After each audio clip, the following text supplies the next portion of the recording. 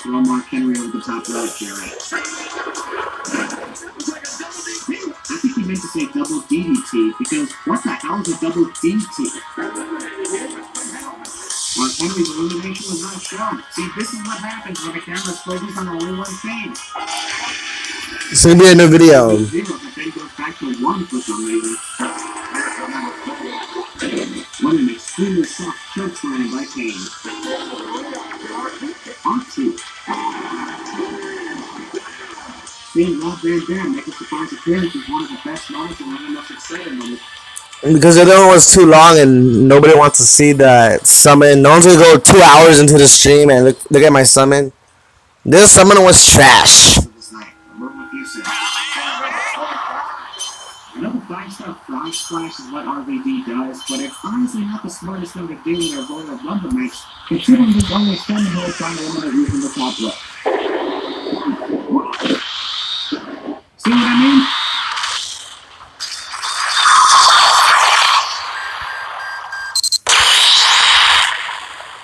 Yeah, I'll take it.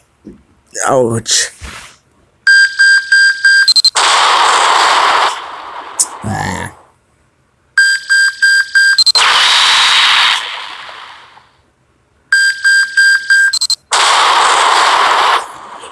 I know.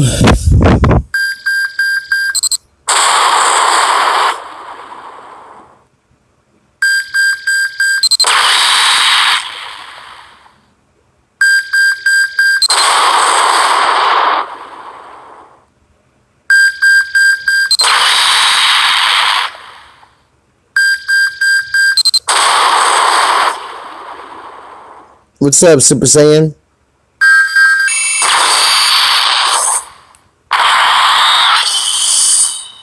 Ooh.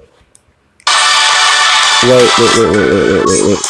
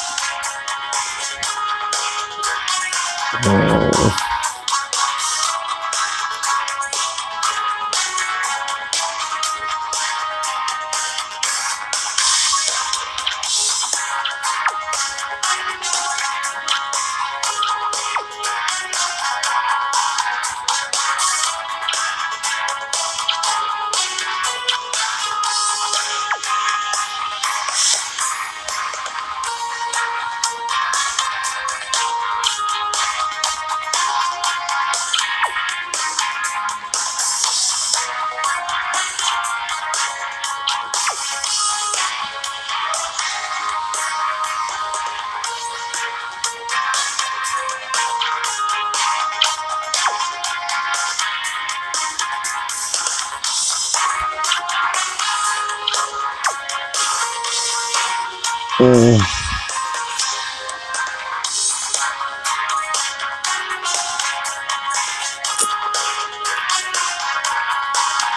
No ducks.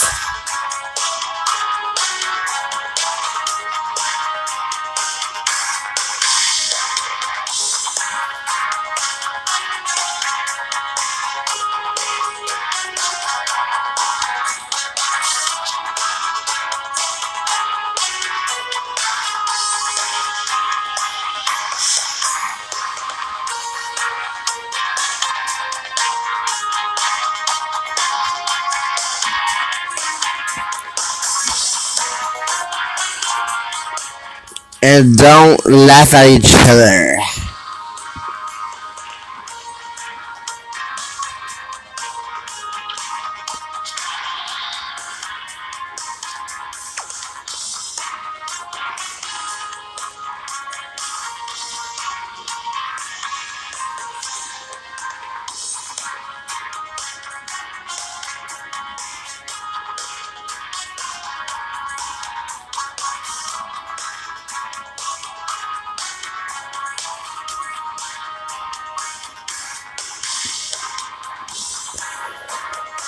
Fierce battle.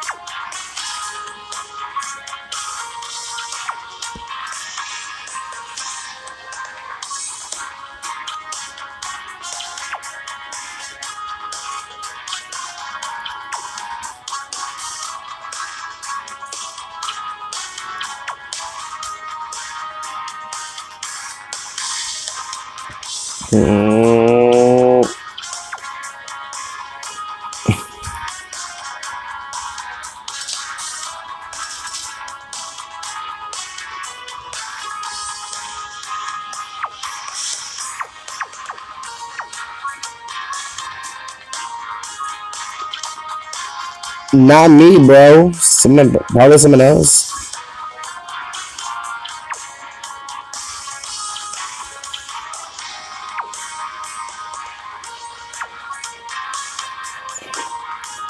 Hey, what's up, Dylanators?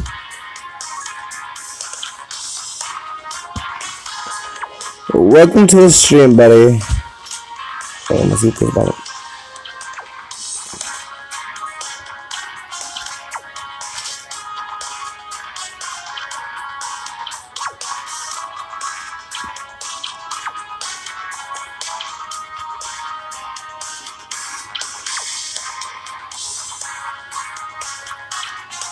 Oh.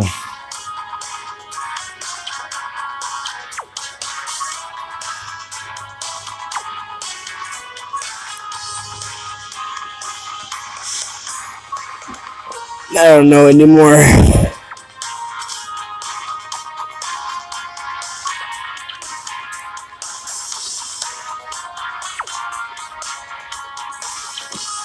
Three, 4.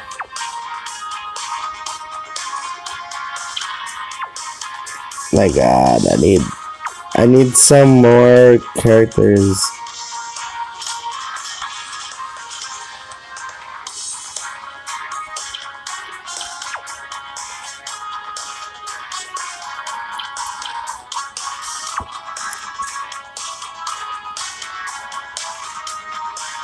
Damn. Okay.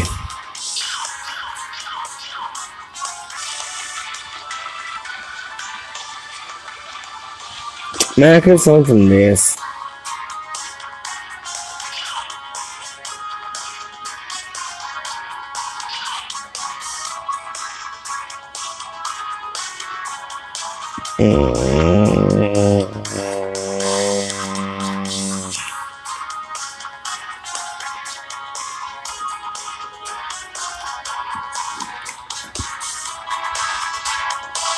Man, I just.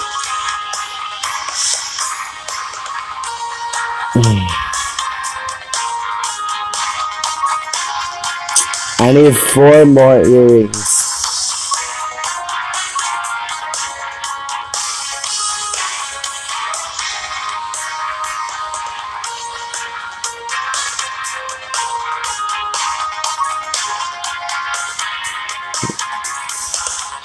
Damn.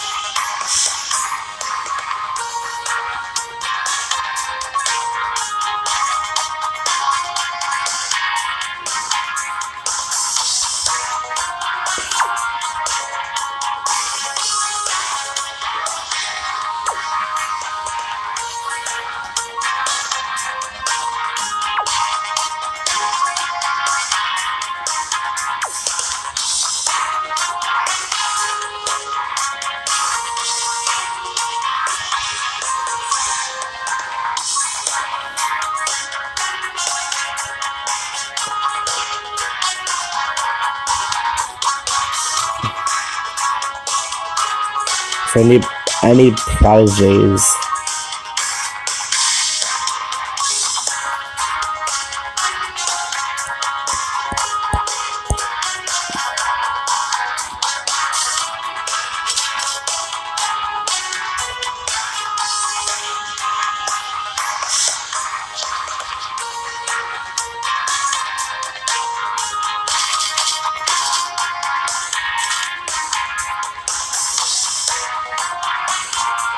Prizes.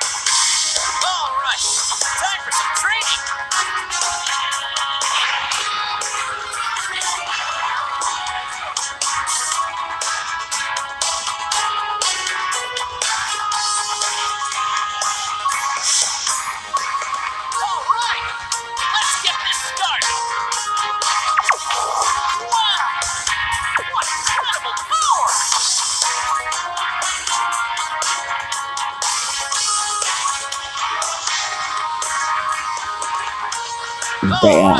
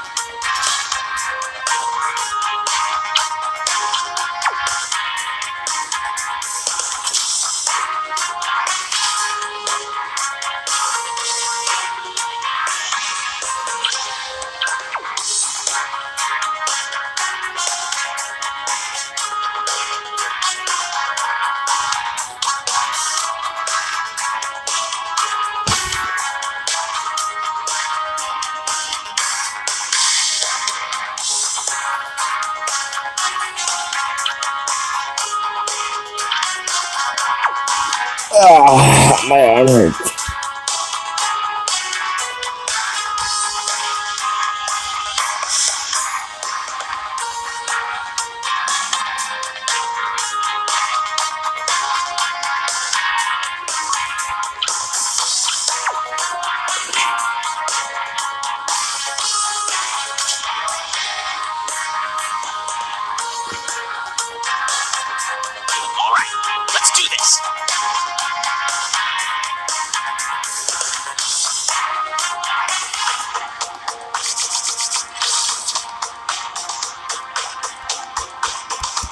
Wow, that helps load.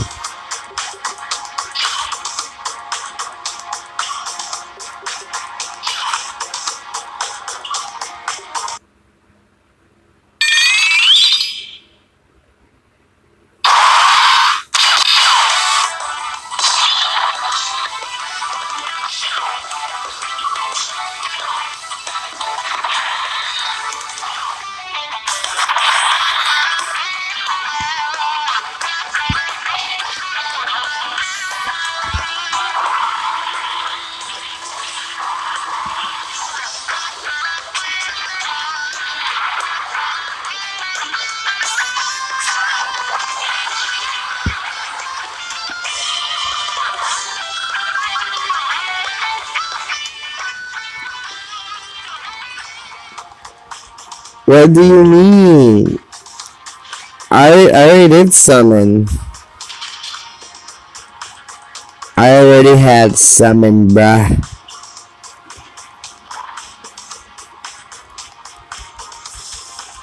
Yeah, but I already did summon.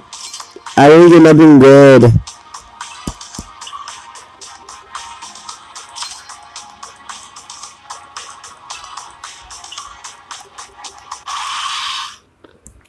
Don't die, don't die.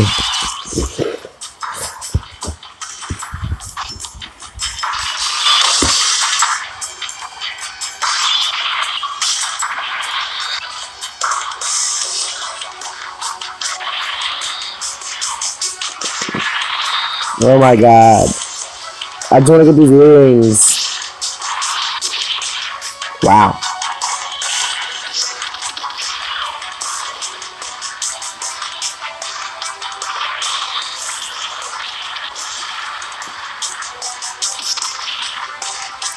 Jesus.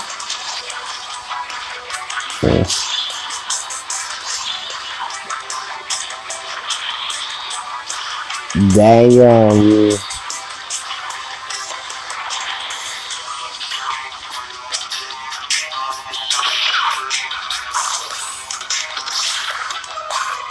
It's over.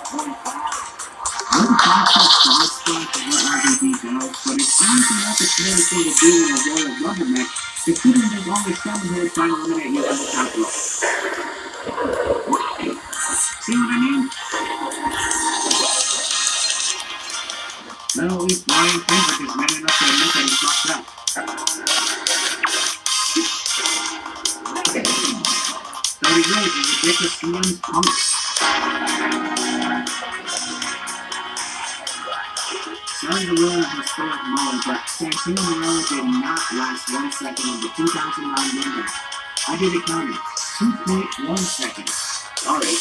And if you don't believe me, check this out. I counted from the moment Samson entered the ring to the moment his feet touched the ground.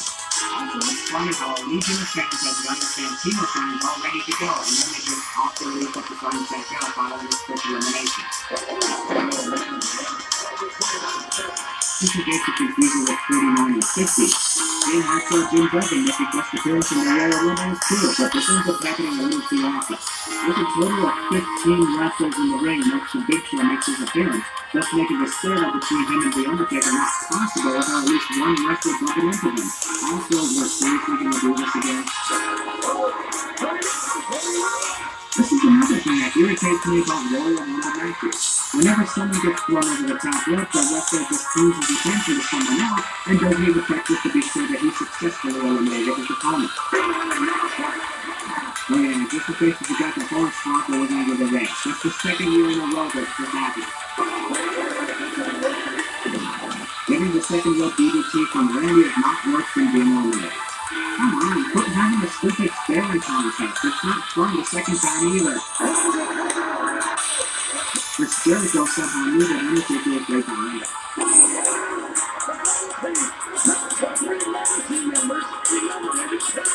Actually, it was just Cody and Ted that eliminated Kane. Randy did nothing as he was almost knocked out. Why did Hunter, Big Show, and Undertaker just go after the entire legacy considering they know that those three are working together? Of course, always gotta go after the smaller concepts. Come on! Joe was already falling to the ground before Undertaker could even connect with the poison. The more athleticism was both hilarious and awesome, and Hunter Dr. Saratoga shows determination to stay in the match. About a full minute of Hunter realizing that he's outnumbered 3-1.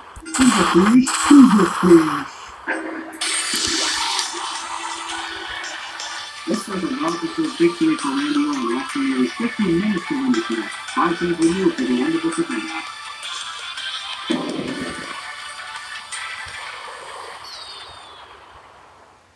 My back hurts. We're trying to get some fierce battles.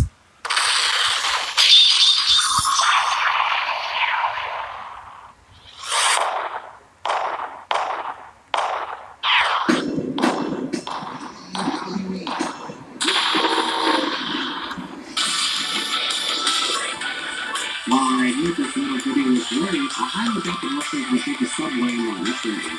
Also, the wrestlers are somehow not freezing their asses off, considering January in New York is not exactly warm. Subway fight someone.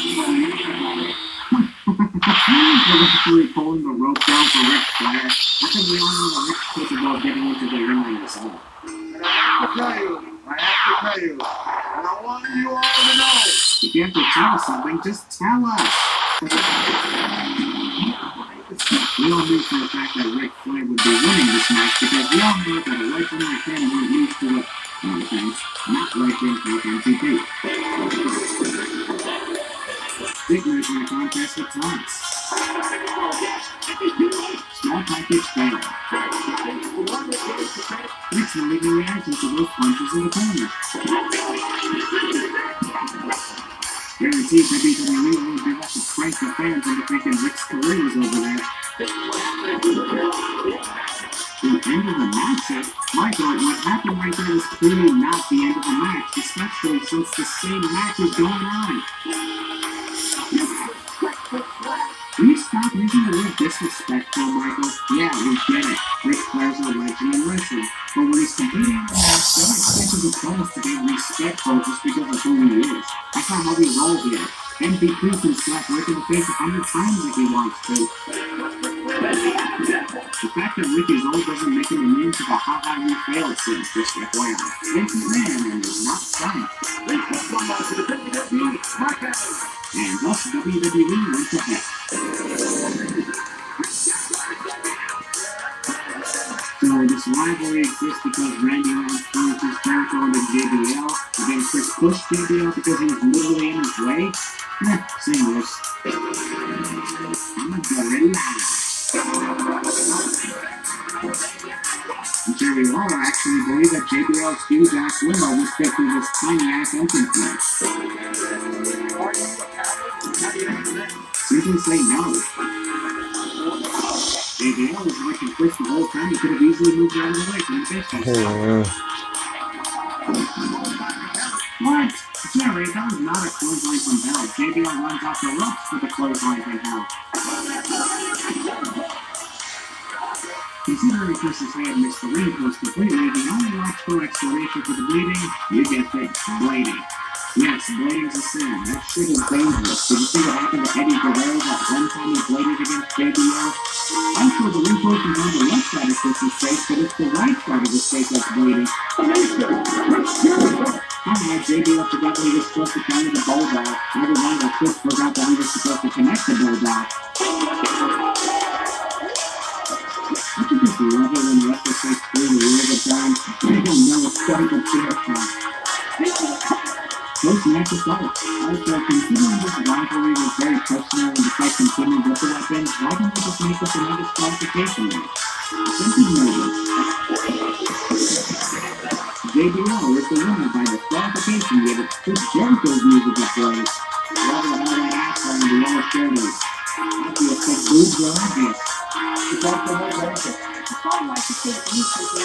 Oh, bitch. I think it's very good. We can see Vicky Guerrero's wheelchair in the background. Not exactly hiding from view now, is it? Yeah, they're long reduced to being Vicky's wheelchair assistant. Hey, look at Shaq, alright? What's all that fucking slap doing, Tom? The fuck is that guy down there so upset about? You pushed me? How could you do such a thing? Awkward Finrana. Zack Ryder and Kate Hawkins won't even touch a Rey Mysterio, and yet they get ejected anyway. This goes to show them not even doing a thing at ringside can get you ejected.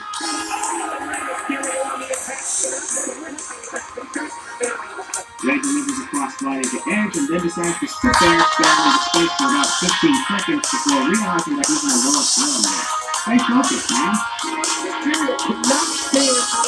For about 5 to 6 minutes, this match is just Edge putting Ray in a submission and then posing to the fans and repeat. Eventually the cycle gets boring, man. What crap? One of Ray's legs had already scooped off of Edge before the Hurricane Rana could connect that way. Really hasn't been Ray's night for Hurricane Rana now, has it? If Vicky could easily walk around, what's the point of this wheelchair? This referee didn't eject Vicky for getting involved in this match. He ejected Kurt and Shaq when they didn't even do anything, so why aren't you ejecting Vicky for actually doing something? Feel and ending to this match is super cool, I'm not gonna lie. I enjoyed that, right? The stupid WWE producers edited out the sounds of the ovation Edge received. Like, seriously, the only thing we can hear is the music. There's literally no sound from the crowd. And from the list of things, nearly everyone was cheering like crazy. The fact that the producers edited out the crowd is a double thing. Last thing we want to see right now is Ric Flair exiting the shoulders. Goddamn Shawn Michaels being a dramatic reveal rumor.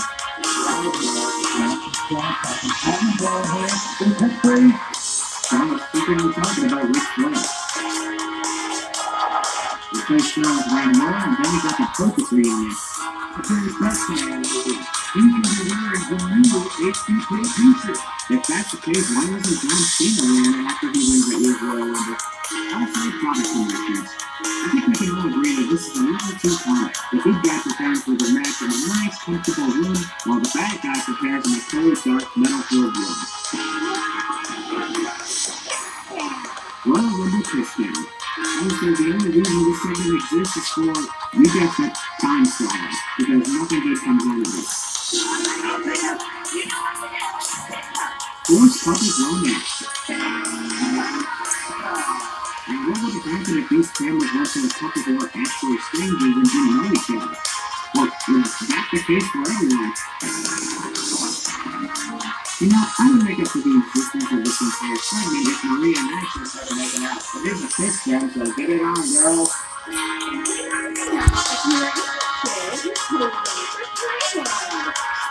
And George James has gone to face Santino Morales and go with the discount dimension. It's back in 2017, too. Big time. As long as this ridiculous segment ends right now, I'll be on the show. Holy shit, Leroy's actually does think of hepatitis. What the fuck?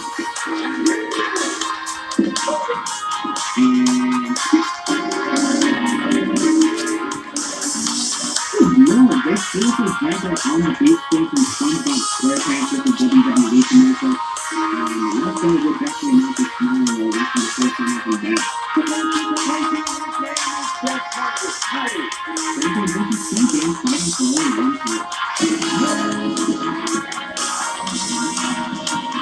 This guy's fucking lost for a hold-up promo. This is so good.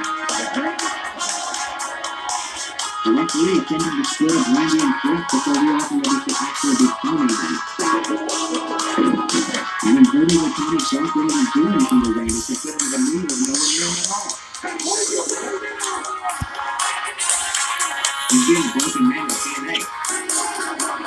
Randy knowing that the final seed was giving the championship and all the actors on the scene. Jeff Hardy does want to win the WWE Championship, right? So why does he keep throwing Randy out of the ring? That's like the third or fourth time he's done that in this match. He's on the title out there.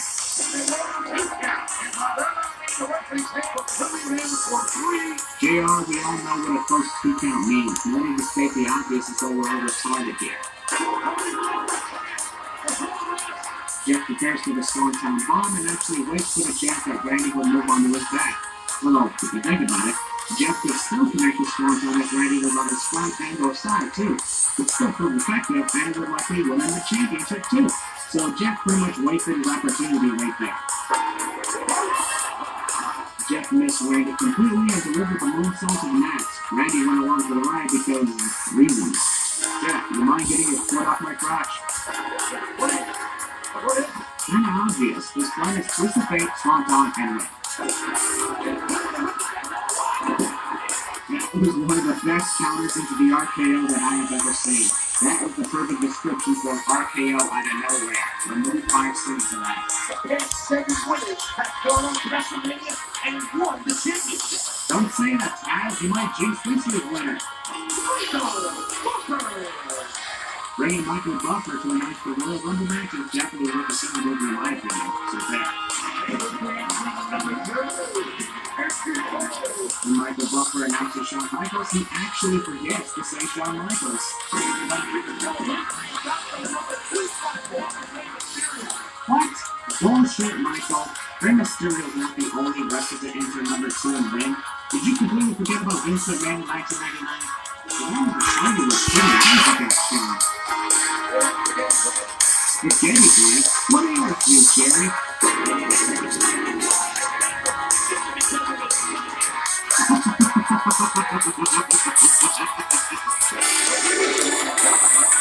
Sure, Tommy doesn't wrestle with ability as a competitor, but honestly, the You Can't Wrestle chant is one of the most disrespectful chants to say to any wrestler competing. I don't care if Tommy is one as good as the other, it's disrespectful to the wrestler. Quack, quack. This is something that always bothered me about Royal Rumble matches. Whenever a wrestler is close to eliminating his opponent, another wrestler actually prevents that from happening. If anything, the intervening wrestler should help in the elimination. Who cares? Hardcore Holly was eliminated there. Both his feet touched the ground upon being thrown over the top rope. This is Rock's victory all over again with the referee just allowing Holly to return to the ring. Yes, and yet the referee isn't sending him back. We don't care where he's from, that's the ring announcer's doing. That's what Val to win the Royal Rumble match, appreciate. Horrible shame reference. Hornswoggle may be the smartest guy in this match. Jeff Colombo is a victim of injuries. Looks like his doctor is our next entrance, and he's jumping the gun too. Get score by him. Oh my kill switch. It was at that moment where CM Punk realized that his shirt was still on. Let's do this. Seriously? In so many Royal Rumble matches, we've seen tag team champions team up on other wrestlers. So why do you automatically assume it's going to be every match of these times in that case, JR? Umaga loses the lead. What do you think he's doing? Sean's defending the top rope. Not many places he can go in this match. Holy Johnson. If the Undertaker honestly think that kicking Umaga like that is going to eliminate him, for one thing, Umaga's legs are back inside the ring, so he ain't going anywhere. And the other thing is, Undertaker's kicking the rope, not even hitting Umaga at all.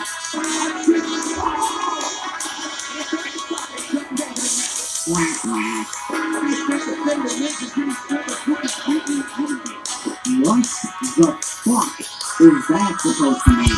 The Miz and Jimmy Snuka are two completely human beings? You're making no sense, Chad. Okay, having Roddy Piper appear after Jimmy Snuka was awesome and definitely will get some tunes in those time at the time. It's also hilarious how the rest of the wrestlers just stop and watch Jimmy fight Roddy for about 20 seconds. I have the funniest moments of the match. Undertaker fights a fan. Undertaker is lying in the middle of a ring about to do his vintage sit-up, and somehow none of the 13 wrestlers manage to hit him or land on him or anything. For a full minute. Mr. Kennedy being stupid by continuously taunting the freaking Undertaker instead of taking advantage.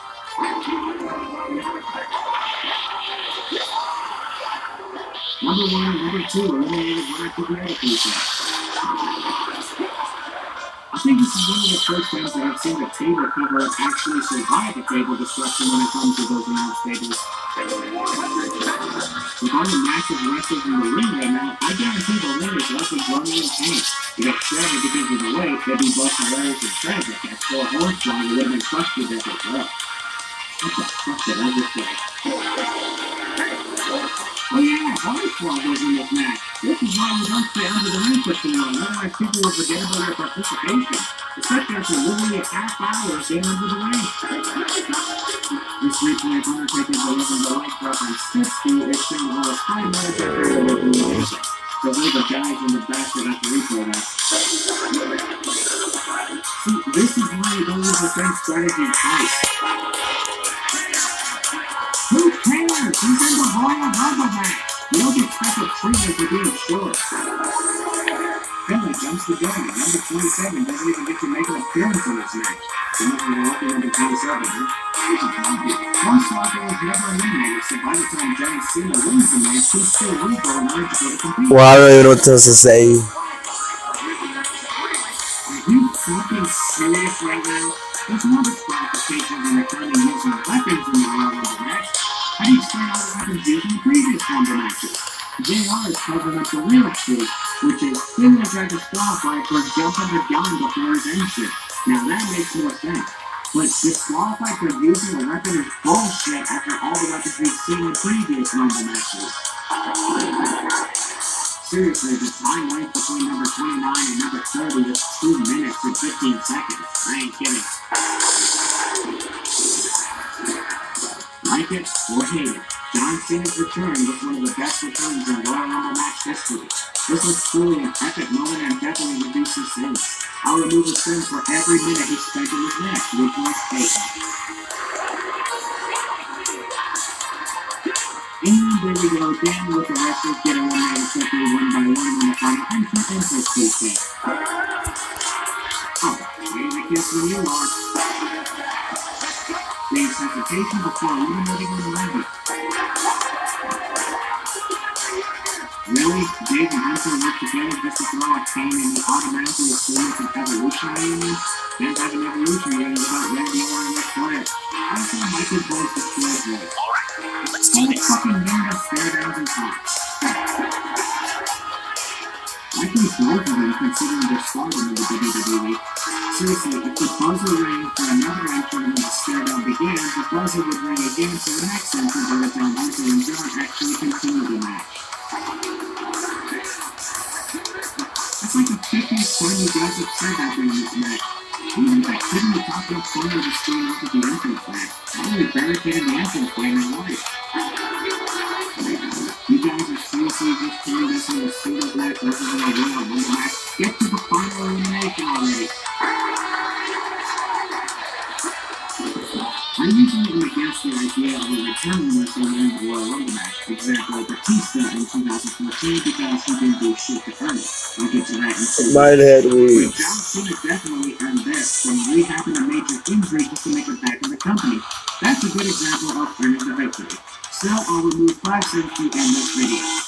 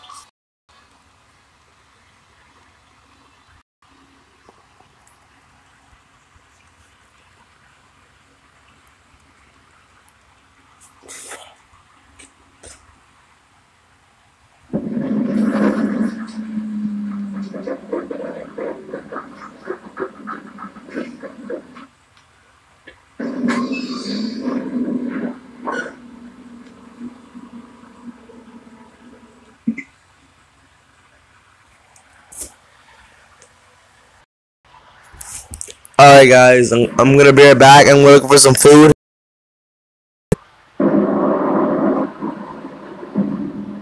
Number 3. My dad has been an MTA Transit subway station manager for 35 years. With this job, there has to be a manager on duty at all times, so he's practically done every single possible shift throughout his career. That means he's done his fair share of night shifts. Most trains were completely empty throughout the night. He said it was the only nice part about doing the night shift. He has a series of funny and weird night shift stories to tell, but there's one downright horrifying one. My dad had just boarded the train to move to his office at another station. He was alone when he got on, which was at about 3 in the morning. At the next station, someone boarded. My dad describes him as a white, tall and skinny man wearing a heavy jacket and beanie.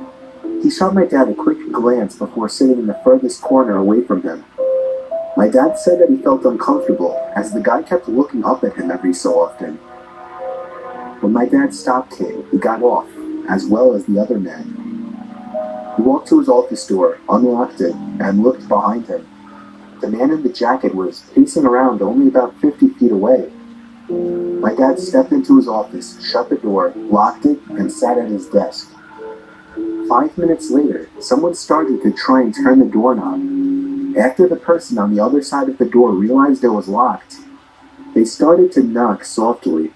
My dad called out, "Who is it?" And they responded, "I want to talk." He told whoever it was to go away. He says he knew trouble when he saw it. He had a good feeling it was the guy from the train, as this station at a time like this was apparently always completely empty. My dad told the guy to go away. He continued to knock for a good 5 minutes. My dad finally pulled up the security camera screens and brought up the camera pointed to his office door. Sure enough, it was the guy from the train, wearing the jacket and beanie. Coincidentally, as soon as my dad brought up the camera, the man walked away. So my dad did whatever his work consisted of for about half an hour in that office. Before leaving to catch the next train, he checked the camera to make sure that the weird guy wasn't out there. He locked up and walked down the stairs to the train platform, where he got on the train right away. Looking out the window, he saw the guy from before walking down the stairs to the platform, and then stepping on the train into the same car as my dad. He sat down on the opposite side, a few seats to the right. My dad tried to look away and pretend not to notice him, but he knew the guy was staring at him. He at one point gave in and stared back, giving a slight nod and smile in some sort of truce attempt before looking away again. The man stared at my dad the whole ride to the next station, but my dad never looked back at him once after the first time. Now you may be asking, why didn't he try to forcibly get the guy to back off? Well, despite my dad's intimidating size, he's always been a complete teddy bear. No bark and no bite. Plus, he says he feared that guy was armed, and that one small motion could lead to death. When the train stopped at the station, my dad practically ran all the way back up to the streets, constantly glancing over his shoulder. And yes, the man from the train was following him. My dad had to find the first public building still open to try and escape. He found a Wendy's that was open and stepped inside. He sat and watched as the guy following him walked up to the window, stopped, and stared my dad down through the glass for about 10 seconds before turning around and walking across the street and then down the sidewalks. My dad said he waited a little longer, then left the Wendy's to get to his third and final station for the night. The scariest part, when my dad was in his third office, as he was checking the security cameras out of the paranoia of the situation, he caught the guy from the train pacing around the outside, only about 30 feet from his office. He then stopped, looked up at the camera, and according to my dad, literally froze and stared for no less than a minute. When he finally lowered his head, he walked away, out of the station, to never be seen by my dad again. My dad doesn't know if he was followed after leaving the Wendy's, but that would only make sense. The guy was clearly disturbed, possibly homeless and or dangerous, and who knows what he wanted with my dad. Number 2. Me and my 3 friends were in New York around Christmas time. We didn't finally decide to leave until about maybe 2 in the morning. We got on the first train that we could catch, and as expected, it was empty. We were pretty sobered up by then. Then there was a sudden commotion in the next car over. We had peeked through the glass in between the cars, and there were 2 hooded men, or maybe teenagers, standing obnoxiously close to a woman sitting in one of the seats who was screaming for help. I suggested that we go over and kick their asses, but as me and a buddy got a closer look, we saw they were armed with handguns. I pushed all my friends to get to the next car over, away from the armed men. I took a look back and saw one of the men pointing at us before starting to follow. We ran through at least 3 different cars with the men following us before the train finally stopped at the next station. We all booked it through the old station to the nearest place we could hide. I got separated from my friends, so I went to hide behind a garbage can. I could hear my chaser's shoes hitting the tiled floors, so I knew I had no time to find a better hiding spot. I peeked through the opening at the top of the bin. I could get a better look at them now. One was black, the other was Indian. No.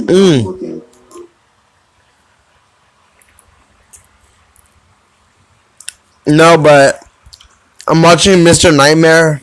But Llama, he does do animated. He animates the stories. So they're kind of the same thing. I was sure they were only trying to rob us, until I heard one of them say, "If you find them." It's Mr. Nightmare. I understand why I almost gave Llama Arts, no. You just hear a story for this one. But Llama Arts has them animated. Like little animated slideshow.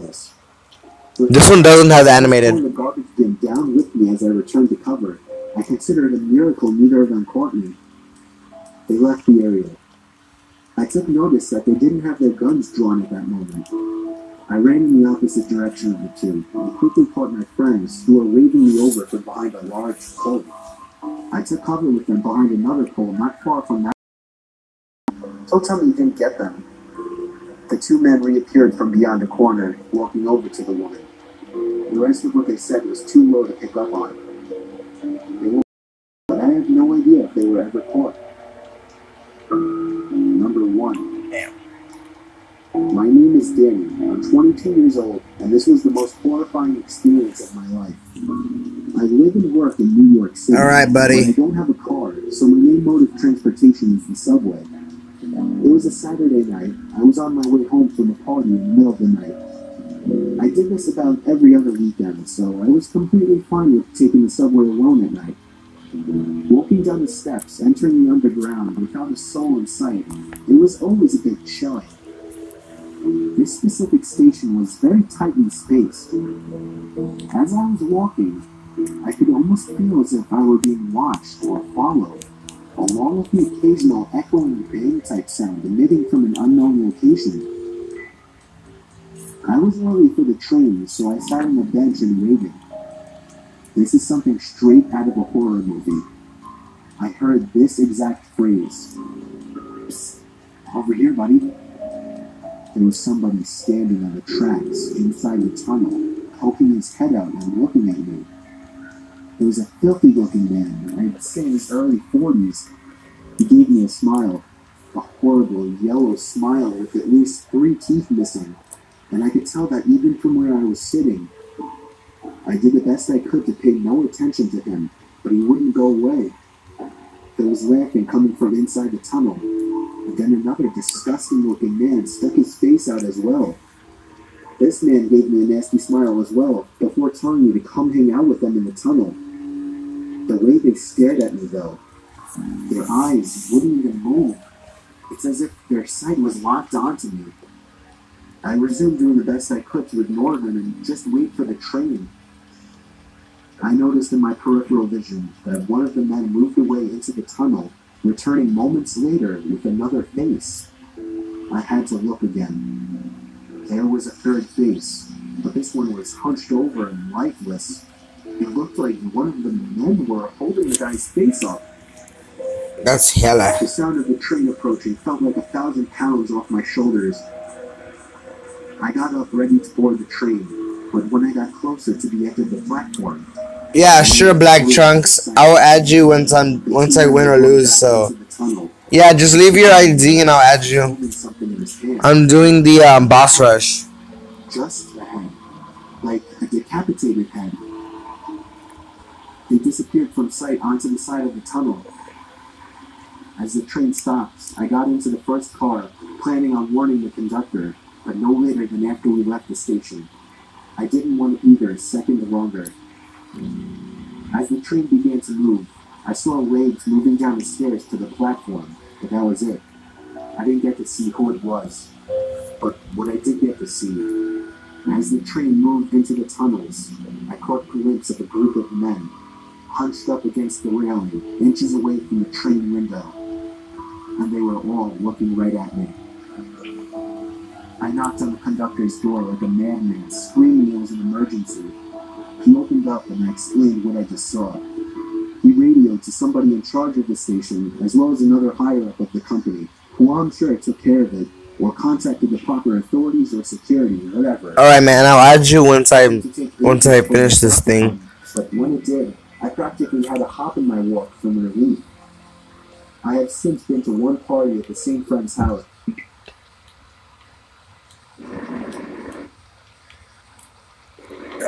Ugh, my leg hurts. No.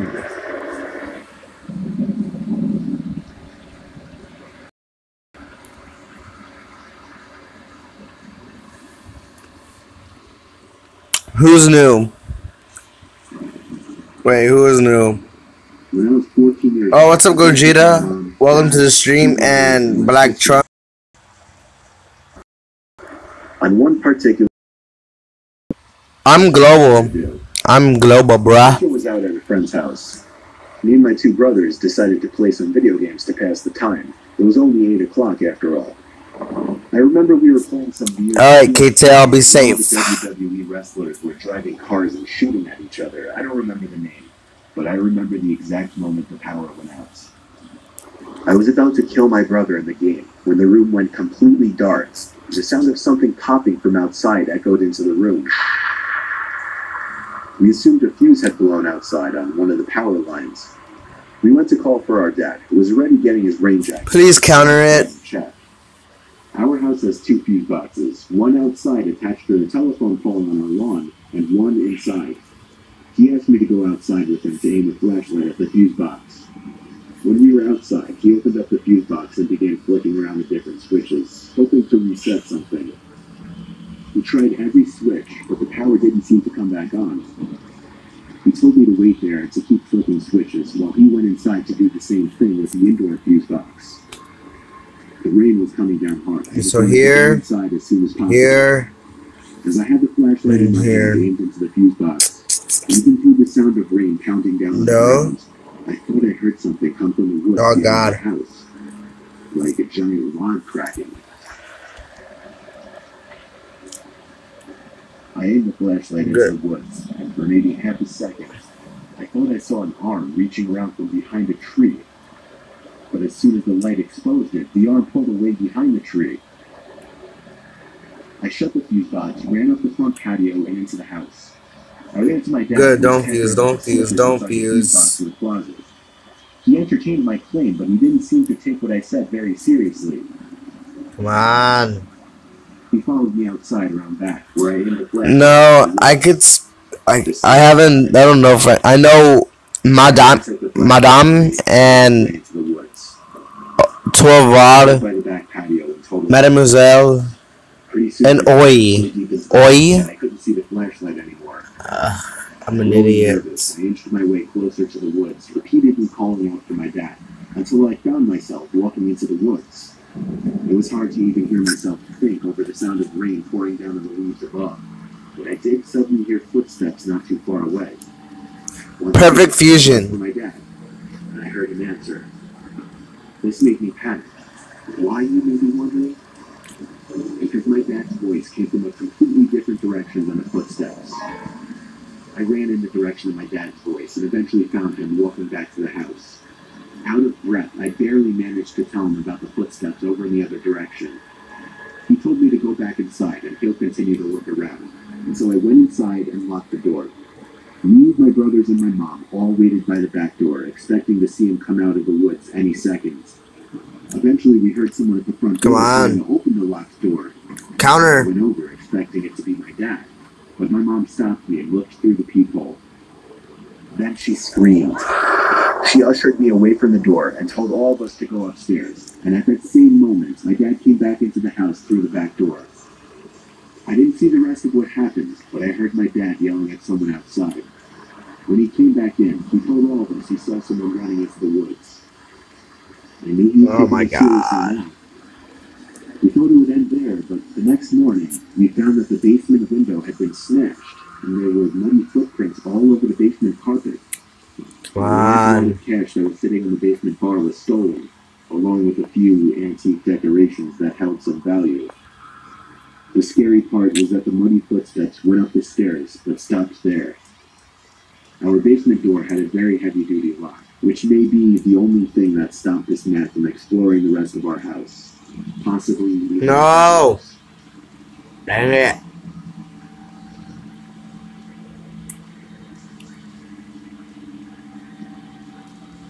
Oh, that's not that bad. It's been a pretty rough couple of nights over here in Midwest. Flood warnings are replaced with thunderstorm watches. Thunderstorm watches are followed up by tornado warnings. And even sirens add a nice touch to this surreal nightly experience. I used to enjoy a good thunderstorm. You get yourself comfortable on the couch, grab an extra pillow with a blanket, cuddle up, and enjoy the show of grace and lights. Lightning bolts ripping through the sky, illuminating clouds, houses, and tree lines. A sound wave coming with a tad of delay, shaking the window frames and sending a strange tingle through your body.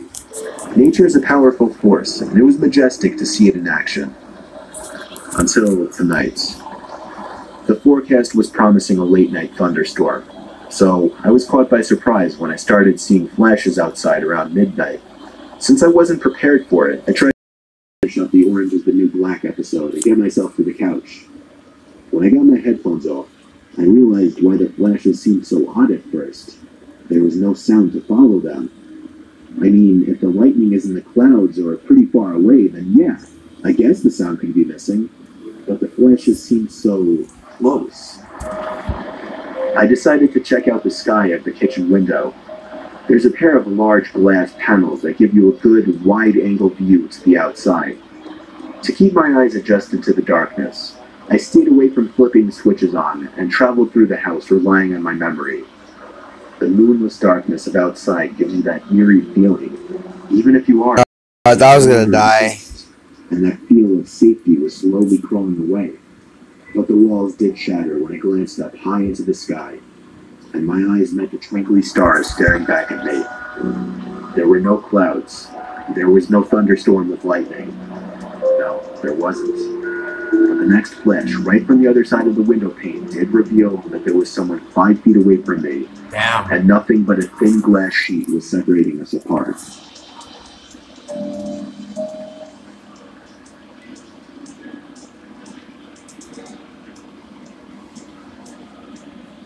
That's In the scary. year 2009, I was spending a weekend with my uncle on his ranch when my parents were renovating the new house we had just bought.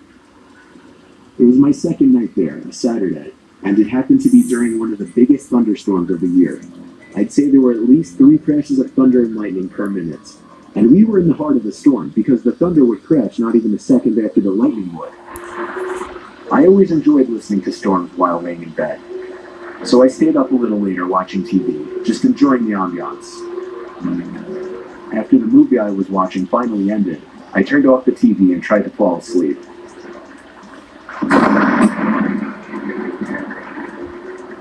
As I heard the lightning strike from outside, I could have sworn I heard some kind of metallic thud coming from outside at the same time. I didn't pay it too much mind. 20 seconds later, I could have sworn I heard it again. A very distinct metallic thud coming from outside to match the lightning. I don't mean to make this sound like a cliche, but my uncle really is a kind of creepy guy, and I was never close with him, even remotely. So for that reason, I didn't feel right going to wake him up. I just tried to forget about it. Now I was getting concerned. What the hell could that be? After the third time, I finally got out of bed and walked over to the window of the guest bedroom. The water pouring down on the window made it extra hard to see what was out there in the dark fields. A flash of lightning momentarily lit up the property, but I couldn't see anything. I was going to do something I knew my uncle wouldn't be happy about. It would be a bit messy, but I was going to open the window and peer outside to see if I could see what the sound was. I unhooked the window lock and slid it up, and immediately the wind of the storm blew drops of rain into the room and onto me. I stuck my head out the window and looked to the left, and at that very moment, lightning lit up the property once again, and I could see a person dressed in all black crouched down by the outside basement door with his hand raised in the air. And before the sky went dark, I caught the briefest glimpse of what the sound was coming from. The person was bashing at the basement door lock. I pulled my head in and quietly shut the window, making sure to lock it. I was in a panic. I feared he might have seen or heard me. I ran back to bed and pretended to be asleep, facing away from the window. Lightning crashed once again, but this time there was no metallic thud. My heart must have dropped as I realized this. I just stayed put in bed for the longest time, hoping whoever was out there would go away. After maybe 3 more lightning crashes without any thuds accompanying them, I thought it would be safe to go tell my uncle. I turned to face the window and screamed. There was a figure, clear as day, standing at the window, looking in at me. I screamed as loud as I could and ran straight to my uncle's room. He went outside with his hunting rifle with nothing on but his pajamas, not even socks. He ran around the entire property yelling like a madman, but didn't find anyone. The next morning, we were able to better see the marks in the basement door lock. It was almost bashed open. Maybe 3 or 4 more good hits would have done it, according to my uncle. He was proud of me for picking up on it. Luckily, I was out of there that same day. My uncle hasn't told us of any incidents since, so I think he's been okay. Not that we talked to him much at all. I'm grateful I stayed up a little later that night watching that movie, because I may have just stopped the robbery, or possibly much worse.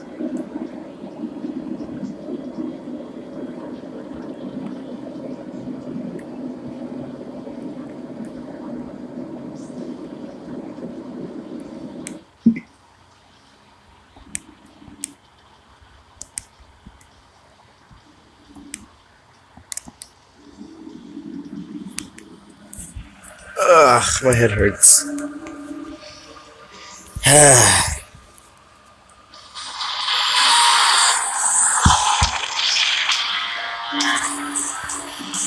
my grandparents passed away, instead of my parents dying of me, they just let me live in it instead since I was just moving out of it anyway. I just had to pay the taxes and monthly expenses. At first, I really enjoyed living alone, given that I could have whoever I wanted over whenever I wanted. But it quickly got lonely being alone, so I got myself a 2-year-old German Shepherd dog named Rocky. He was named after Rocky Balboa. Rocky's a very calm and gentle German Shepherd who hardly ever barks, only when he feels threatened or if he's playing with another dog. I bought him a doggy bed the day after I adopted him and put it next to my dog. After I got Rocky, I always left the bedroom door open so that he could go get water at night if he was thirsty. One night, soon after I adopted Rocky, I woke up to his barking and looked outside my room and down the hallway. I quickly got out of bed to check what the hell he was barking at. I rubbed my eyes and I walked down the hallway, and when I opened them, I saw Rocky maniacally barking and clawing at the basement door. I didn't know what to do. Usually I'd tell my dad to do something like this, but now it was on me, and I was terrified. I had to ask myself if I wanted Rocky to go down there with me, and I quickly realized there was no chance of me going down there alone. I opened the door ever so lightly, but it was enough for Rocky to push it open with his nose and run down the stairs. I flipped on the lights and broke behind. Rocky was silent now, which I found a bit concerning. I looked around for him, calling his name, and then I saw him standing still, with his tail between his legs, looking up at something in an opposite corner of the room that was blocked by a wall. Rocky looked at me, and his head slightly raised as I approached him. I could now see what he was looking at. It was a closet door. Rocky's apparent bout of confidence was obviously short-lived, and he seemed to be back to his calm and timid self. All that was passing through my mind at that moment was, do I dare open this closet door right now? And who or what can be in there?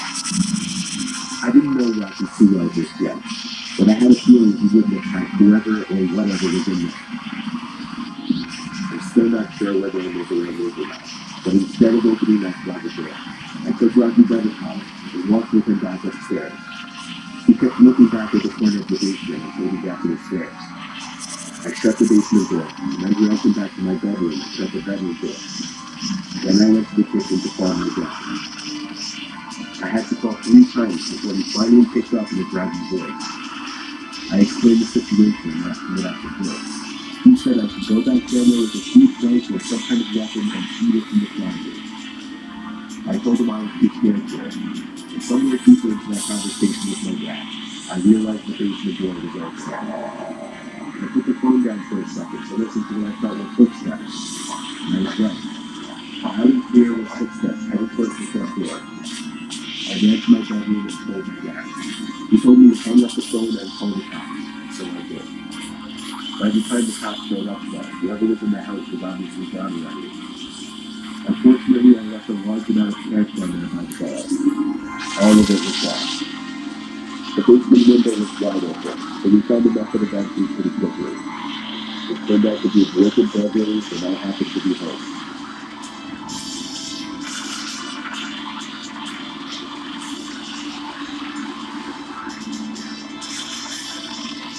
The story took place just 2 weeks ago. I've always had a fear of basements since I was a kid. Now that I'm 18, my fears obviously subdued a little bit, but I still won't gloss over my shoulders any more than they did becoming. One of them might get a slow butterfly in my stomach feeling when I'm alone. Well, on this cold Friday night, I was home alone, and since our biggest studio is in the basement, that's where I usually chill, especially to play video games. I was playing Fortnite with my friends, some crazy popular first-person shooter game. I had headphones in and I was really invested in the game. Yet even over the loud sound effects through the For what, Michael? I knew I heard something come from behind me, like a thud. I took off the headphones and was ran to the back of the basement. Now our basement is huge, but also extremely cluttered and messy. If I wanted to actually thoroughly examine what's behind me, I'd have to get up, but that's how bad it is. But I didn't feel that was necessary. Yeah, I told you that they were unsettling every time I heard a noise, but I really didn't think there was anything to be concerned about. I tried to continue playing. However, I wasn't able to give my full focus anymore. That was me constantly thinking about the noise. I took off the headphones and played with them off just because I was feeling extra paranoid and wanted to hear my surroundings. Shortly after taking off the headset, there was a sudden clank sound, and it had a metallic echoing ringing to it. I turned off the system now because I was in shock. This wasn't intentional. Yep, I'm gonna die. Or something. I walked really slowly to the backside of the basement. When I laid eyes on the big metal air vents in the corner, that's when it hit me. But that was most likely the source of the sound. I got as close as I felt comfortable. Then stopped and just looked at the air vent for a second. I got a terrible, painful feeling in my stomach, and I felt like the life was literally being drained. Man, I have I saw to. a hand reach out from the air vent and start waving me over. Then a deep, raspy voice. Fuck, man. At first, I didn't know. I just gradually stepped backwards with my mouth hung open, looking at the vent. I need to hear the The potential. person's hand gripped the vent and started shaking it aggressively, obviously trying to break it open. I screamed, "I'm calling the cops," but the shaking didn't stop. I did what I said. I called the cops and told them to send someone right away. The operator told me to go to a room upstairs with a weapon, lock the door, and hide. I was the most scared I've ever been in my entire life. And the pain and fear of the situation only became worse when I heard a door bust open downstairs, and I could hear a maniac screaming at the top of his lungs. I'm not lying when I said he was screaming things like, "Where are you? I'm gonna kill you." Because the YT Gaming one, He probably ran up. the YT Gaming wouldn't work. Like, it would, like, the stream wouldn't start. So I decided to use a new one.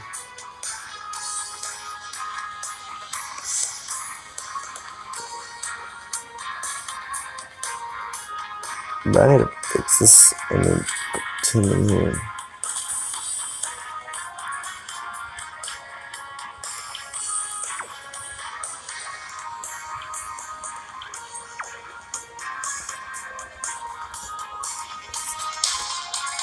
Wait, man. Well, it's okay. I just need to get used to it.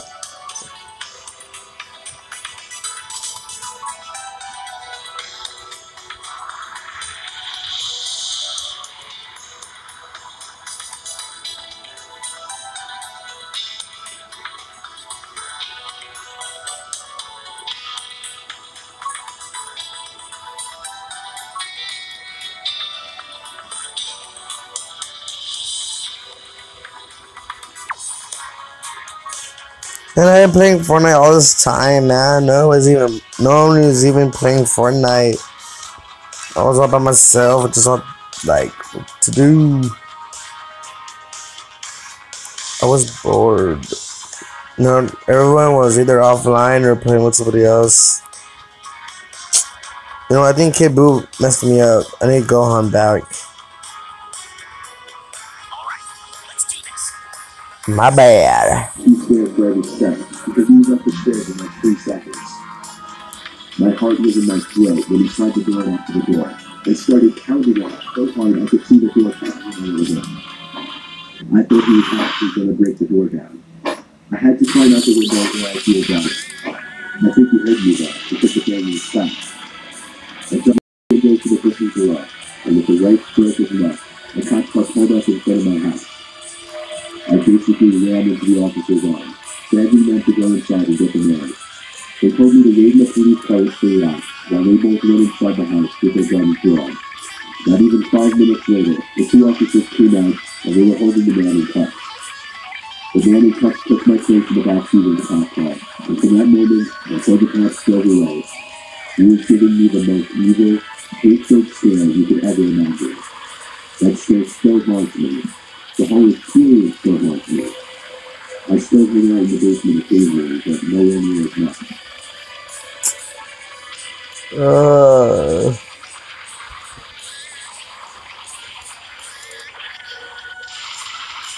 story I'm about to tell you is a series of blurry memories from when I was a little kid, and we lived in our old house.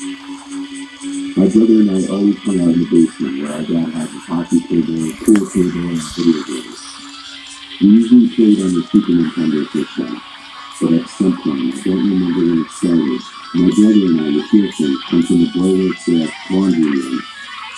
The first time this happened though, my brother and I were playing some racing game on Super Nintendo. That was when we both heard it.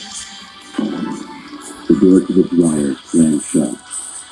We knew that's what the sound was. We both called out, Mom, figuring maybe she'd been in there the whole time without us realizing. But the room was dark and empty of any people.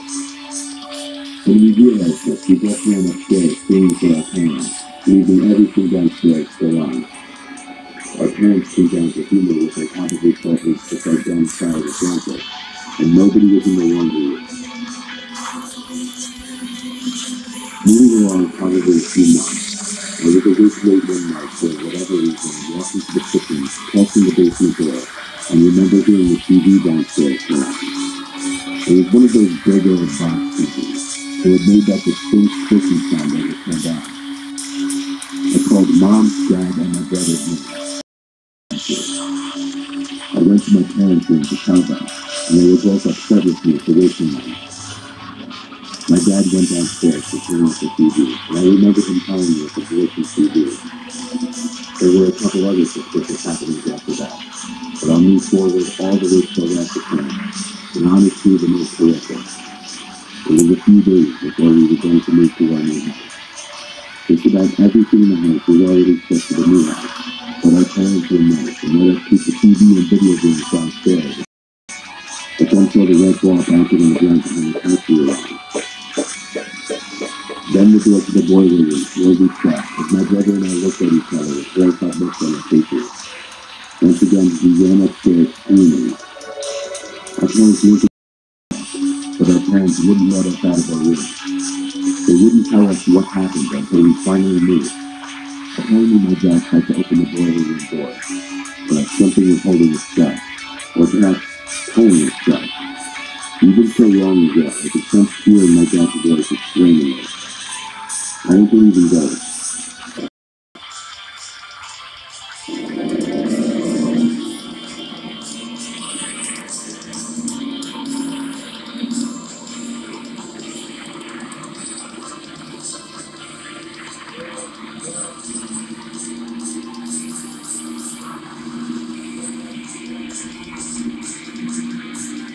In 2010, I went to a summer camp called Camp Ernst that my parents signed me up for.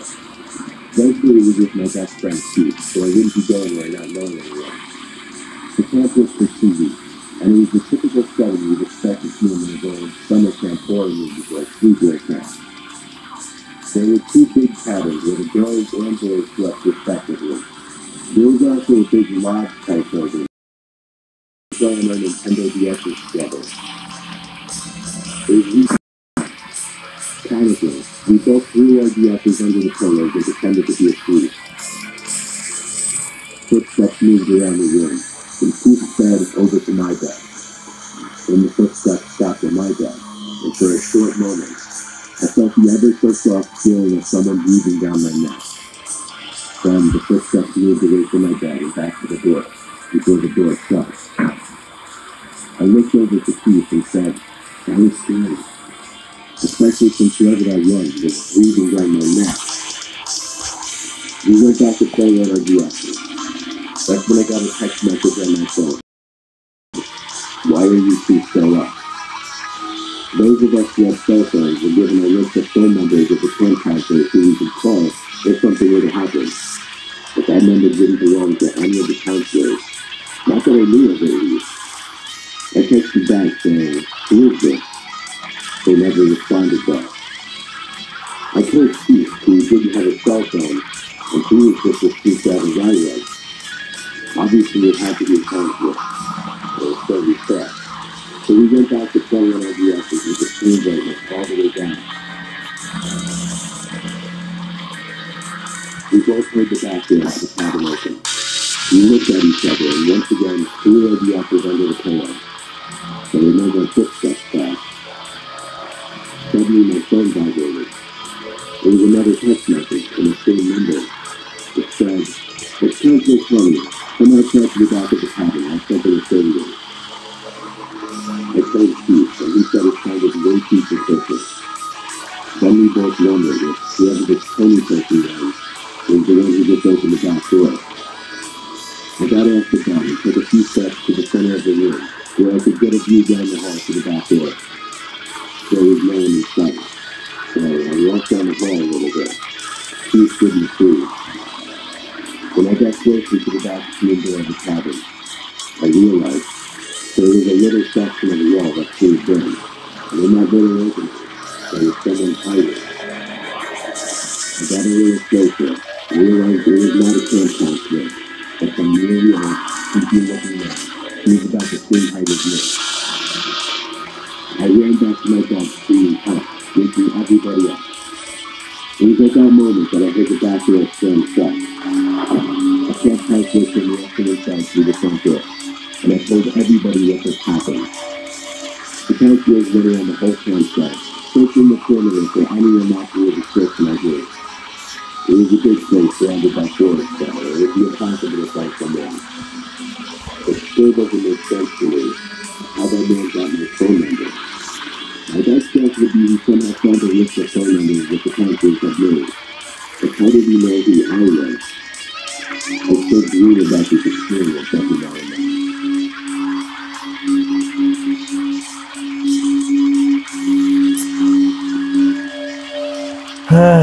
My God. I was just 13. It was my first and last year of the teenager summer camp, which is basically a traditional summer camp for teens aged 13 to 16. The thing had some history though. An old woman who worked on the grounds died from reasons not disclosed to the public. The old woman was one of the former cafeteria workers, Miss Graham. Well, I'll keep this short. It was one of those nights when my brain just hated me and was basically telling me you're not getting any sleep tonight. I was rolling from side to side in an uncomfortable cot as everyone else was fast asleep. The full moon made so bright now. Beams of light literally poured into the room from every window. I was so far from tired that I just felt defeated. I sat up and rubbed my eyes, and when I opened them again, I noticed the light from the window straight across from me was blocked by something. I gasped when I saw what was blocking the light. It was a person's head. It looked like an older woman with a red cap on. What the hell is this lady doing? I thought to myself. It didn't really hit me hard until I realized the woman was looking right at me. But her eyes were locked out to mine. When I saw this, I flipped on my side and pretended to be asleep. Or maybe I just wanted to hide under the covers like a baby. I gave it a minute before I dared look back at the window. It was gone. I breathed a sigh of relief. The room seemed darker now. Nothing was in way. I looked up to the window right above my cot, and 3 feet away from me at night, there was the same older woman in a red cap, looking straight down at me. Once again, I covered myself with the blankets and cowered in fear. I don't know how long I stayed like that before I actually fell asleep, because the next thing I remember is going to one of the adults running the class and telling them about the woman with the red cap. He looked at the 2 women who were also in his office, and they looked back at him with disturbed faces. One of the women said, "That's so creepy, that sounds exactly like Miss Graham." As she said that, my heart skipped a beat. To this day, I don't know if what I saw out that window was a real person stays in my head, or if by some off chance, maybe it was Miss Graham out there.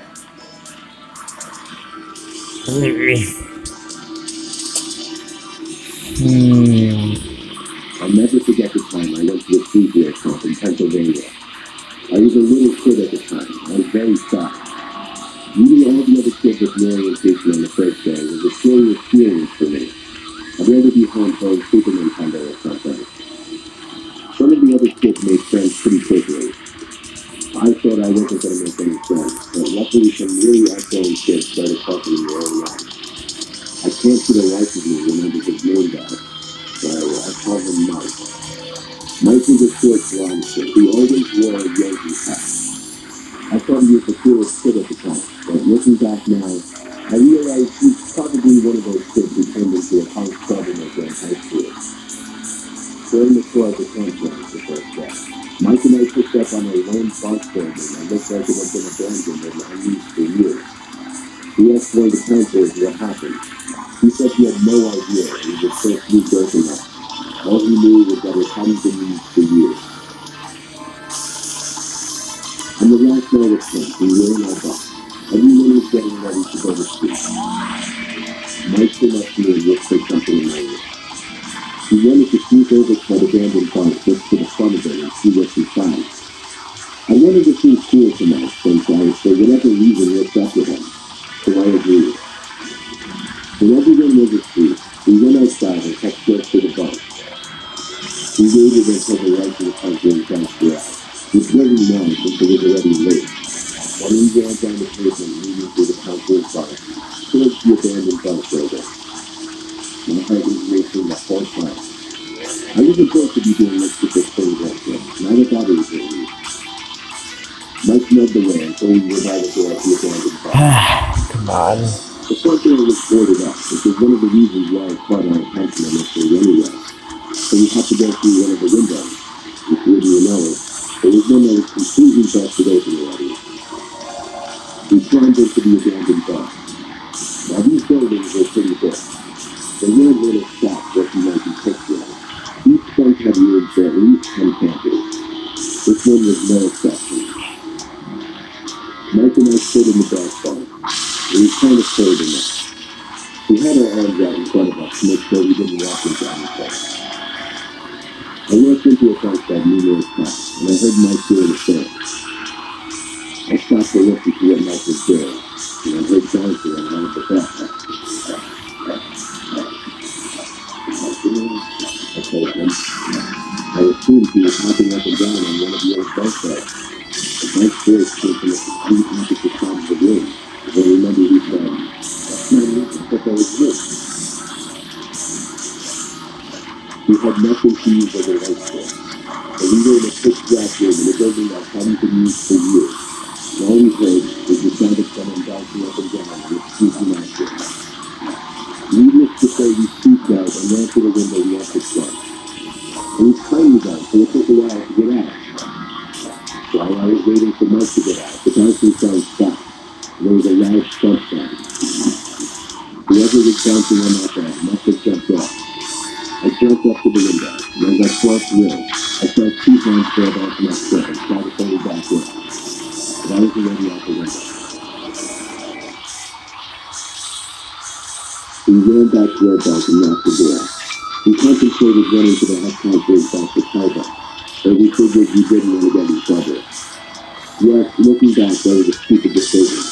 But we got through the night okay and went home the next day, and living to tell the story another day.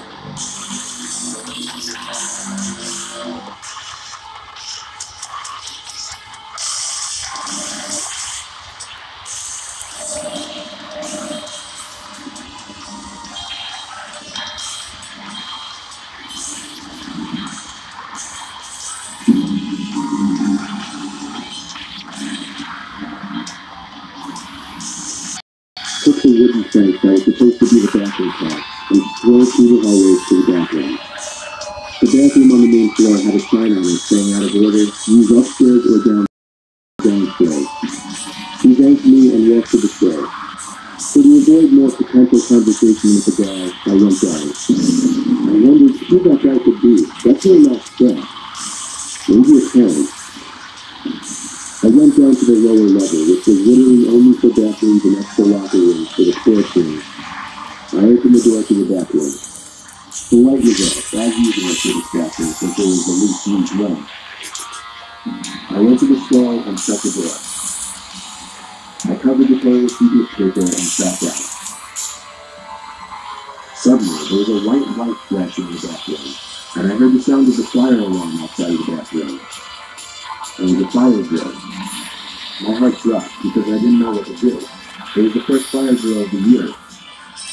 Would I get away with just using the bathroom while everyone else was outside? At this point, I figured I'd just do it.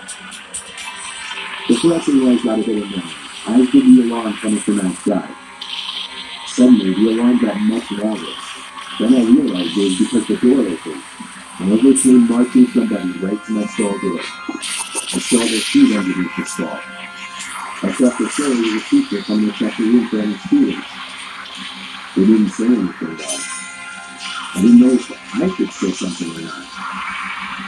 I looked at their feet. They were just facing the door. And I noticed they weren't just standing there. I saw through that thread as one little crack of the stall door that everybody hates. Someone's face pressed back against it. A man's eyes opened as wide as possible. Then there was a chuckle from the other side. I was breathing heavily now, heart racing too. I didn't know if I could scream or not. Then, the person got on his knees and stuck his head underneath the stall to look at me. It was that man from the hallway. When he saw it was me, he literally crawled under the door and into the stall and grabbed a hold of me, covering my mouth first thing. I remember he said things like, "Don't struggle and just relax." I didn't know what he was going to do to me. It was an unreal feeling, like my life was flashing before my eyes at such a young age. An age that you think you're invincible. Then, the fire alarm got louder again as the door opened. It was the principal's voice. "Is anybody in here?" I screamed, and though muffled through the man's hand, the principal heard it and came rushing over to the stall trying to open it. He screamed to open the door. The man let go of me, opened the door in the principal's face, and ran for it. The principal was a very old man, so he didn't chase after him. The school also didn't have cameras at this point, so as far as I know, the guy got away. The principal actually hugged me and was very emotional, telling me to come with him so we could call my parents. All my friends saw me almost in tears walking with my parents to their car. It was humiliating, but I was also just happy. The principal saw the man call the fire alarm and run downstairs, so he slowly but surely made his way down there and checked the bathroom first thing. He unfortunately passed away 5 years ago. I still have great appreciation for that principal. He was my hero in a certain way.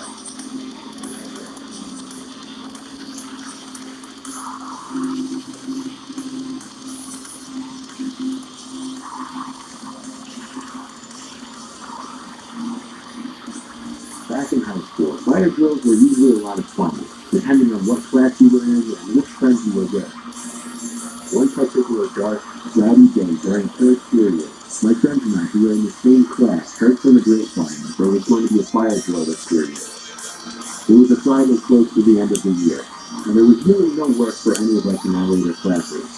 So we figured during the fire drill, we'd sneak down to the stump behind the school by the woods and smoke. We waited anxiously for that ear-piercing ringing to go off, and when it did, it was music to our ears. We looked at each other and laughed, and we were the first ones out of the class and down the hall. While everyone else on the side of the school was headed to the front entrance, we were on our way to the back entrance by the woods. We walked out in the middle of the crowd to the back section of the school by the basketball and tennis courts. We were pretty strategic about our escape. We made sure there were no teachers in sight and crossed through a narrow opening between the tennis courts and a line of bushes. That led straight to the sun. A couple of kids watched us and probably thought we were a bunch of weirdos, but it didn't matter. We made it to the stump, which was literally a giant hole in the ground surrounded by bushes and trees, right at the edge of the woods. It had a nickname, but I don't remember it. All I know is it was a place where everyone came to drink, smoke, and do other sweaty things. Kids even had bonfires there before. It was a really dark day. The clouds were darkest gray, giving the morning an almost early night kind of feeling. The breezy air hinted at a storm approaching too, which honestly just made it more fun to some extent. We waited until all the commotion at the hall quieted down, and we assumed everyone went back inside. Then we started talking and laughing. My friend went through his bag to get out that pipe and grounded. That's when I noticed something in the distance by the woods. It looked kind of like a person's face. A couple clubs covered where the body was. But when I saw it looked too much like a face. I looked away for a second to get my friend's attention, and then pointed in the direction of it. But when I looked back, it was gone. They thought I was an idiot, but now that it was gone, I was like 70% sure what I saw was a person. The other 30% of me wasn't sure if I was just imagining something. It was very dark out there. They didn't want to move though, so I didn't either. We smoked, and the higher I got, the more paranoid I got. I secretly never really enjoyed smoking too much for that reason. It gets me paranoid. What I went along with it was because it was what my group of friends did. Now that I was high, all that I was thinking of was that face in the woods. If someone sees us, were we going to get in trouble? That's all I could think about. My friend wanted to walk through the woods now to an old path that used to be used by the school for something. It was about a minute walk into the woods. I was uncomfortable with it. The air started to feel moist, and I started to feel those tiny pre-storm rain droplets. I once again warned them that we should go back because of the storm. They kind of ignored me.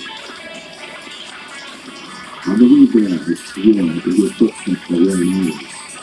And honestly, it was so high I didn't even know where I was hearing them from. Part of us, behind us, to the left, right, I had no idea. Then, from behind us, I was sure I heard a big stick snapping down. I stopped and turned around, staring down me. What the fuck was that? My friend stopped still, but they didn't hear it now. There was nobody visible behind us. And once again, my friend thought I was an idiot. Apparently it seemed like I was losing my mind because I became the brunt of all my friends' jokes after that. The big old chap finally came into view. He was bigger than I remember, and more creepy looking. The school stopped using this old building years ago, probably because it looked like it was about to collapse. Even the path that led to the front door had walked going through the fence. The front door was red broken at first. Harry students came in there all the time. My friend Jack pushed open the door pulling the door. It was so dark in here. There was little light from outside to begin with. It seemed like there was just a bunch of old empty space. A lot of them smelled to pieces. There was a kind of nasty smell, however. One that my friend didn't remember the last time we were in there. The sound of something squishy dropping on the ground, and then a foot hitting the wood floor made a sound crack. In the corner of the room was the shadow outline of a really tall person. You could only see him due to the little amount of light sneaking in through the window. He didn't scream or anything. He simply walked out the door of the raised window and walked quickly back in the direction of the school, a.k.a. civilization. All three of us took a look back at the window and nearest to the person. And I swear to God, at that exact moment, the first flash of lightning struck. What he saw during that flash was nothing short of horrifying. There was a guy with a seriously deformed face standing at the window. I never knew to talk ill of anyone with any kind of deformity, but this man almost made me look human. Half of his face seemed to be drooping down. You couldn't even see one of his eyes. He was so close to the window too, his face was practically pressed up against it. I initiated a run and my friend followed. We got back down to the stump in less than a minute, where we collected our thoughts and walked away next, just as the rain started to finally come down. And just then, my friend Jack pointed up the hill back to the woods. Lucky. There was a person standing behind a shrub, exposing only his face, just like what I saw before. This time 10 times closer, but still not close enough to describe his face. All I know is it wasn't the same person as in the shot. We ran back to the school and hit by the back entrance where it was dry. We all came to an agreement to just go home, forget about what just happened, not to tell anyone, and never go back to that shack again. And that was exactly what we did.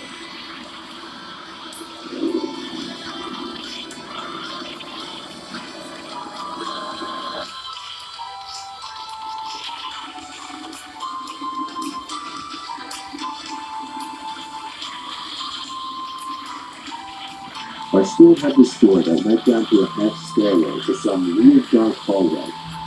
A lot of students knew about it, but nobody really knew what was down there. The door only seemed to be opened during fire drills, in which just about every door in the building was open. My friend Kyle and I were particularly interested in finding out what was down there. I'll admit I was a pretty bad student in my first 2 years of high school, and I got into a lot of trouble. So Kyle and I planning to venture down there during a fire drill wasn't one of our dumbest ideas. We had 3 classes together out of 8, so our chances of being in the same class during a fire drill was pretty decent, and luckily it happened during study hall. So as the alarm rang, Kyle and I ran to one of the bathrooms, which already had its door wedged open with a door stopper. We hid in one of the stalls until all the commotion in the hall was gone and everyone was outside. Then, getting down those stairs was a piece of cake. There was a very dim light hanging from the ceiling. I'm doing boss rush, man. It's hard. That led to another half flight of stairs. This one to complete darkness. We looked for a light switch, but couldn't find one. We used the screens on our phones as light to navigate the dark. We found a door that had a "Do Not Enter" sign on it. Of course, what did we do? We opened the door, struggling at that nonetheless. It felt like it was 1,000 pounds, and it scraped along the floor as if it had fallen off its hinges. When we managed to get it open, we found just a small, square room, maybe 100 square feet. The room wasn't silent, though. There was a little clicking sound, kind of like a metallic finger. It was coming from a vent in the corner. We had to see what it could do. Maybe an animal or something. But as we got closer, we started to hear grunting and groaning type noises. Kyle dared me to hover the screen over the vent to see what was inside.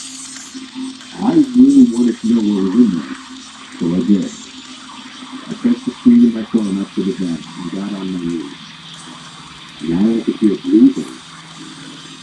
I pressed my ear up against the vent and immediately felt something grab onto my ear. I screamed in a panic, and Kyle quickly came and pulled the hand off my ear. I jumped away from the vent first of all, and saw a hand reaching through it. Kyle and I ran out of there, shutting the "Do Not Enter" door behind us, and running back upstairs to the bathroom. The next day, Kyle and I went to talk to the janitor's house. He was one of the janitors who didn't really give a crap about his job. He didn't even seem angry about us going down there. He just asked what we were doing. We explained what happened and asked if there was somebody working in the vent. He said nobody had been in that room for years, nor was there any way into that vent down there. Kyle and I looked at each other, and I knew his heart sank just like mine did, as we both stood there wondering, who was in that vent down there that day?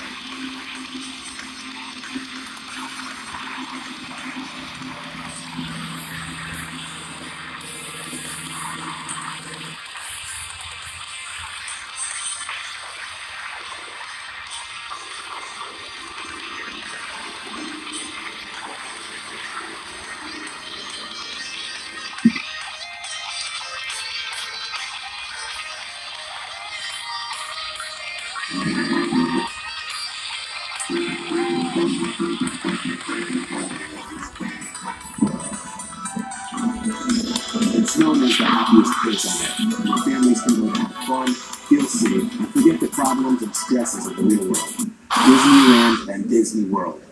However, despite the general public's awareness, there is a very long list of accidents, many of them fatal, that have occurred at the Disney parks. These are 6 instances of tragic accidents that have happened at Disney parks.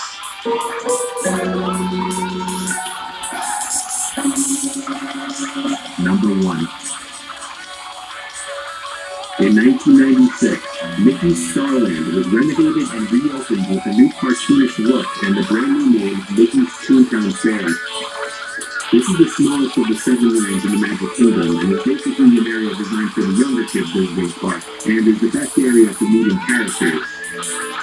Of all the attractions in Toontown, Roger Rabbit's cartoon spin is the most popular, but also the site of one of the most gruesome accidents in Disneyland's history. 4-year-old Brendan Zucker was seated in the far right side of one of the taxis, fell out of the car while it was in motion, and got caught underneath the car behind it against the tracks.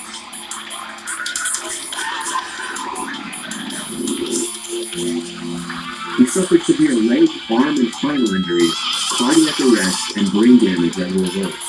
Shockingly, Disneyland staff did not call emergency services for a full 5 minutes after the accident. Rather, they notified Disneyland security first instead, as that was actually company protocol at the time. This incident led to Disney changing its policy. While Zucker did survive that incident, he never fully recovered and died at the age of 13 in early 2009.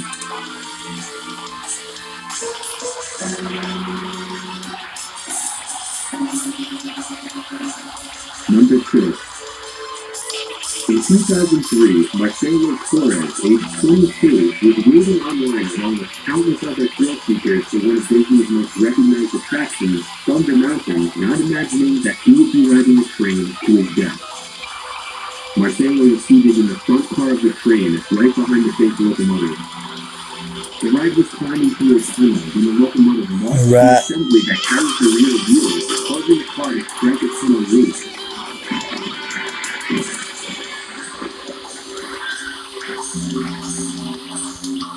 The first passenger car then ran under the airborne locomotive, killing Torres. The impact crushed his chest and head, causing a very graphic death, and a traumatic and painful memory that the passengers behind the car of the train are likely to never forget.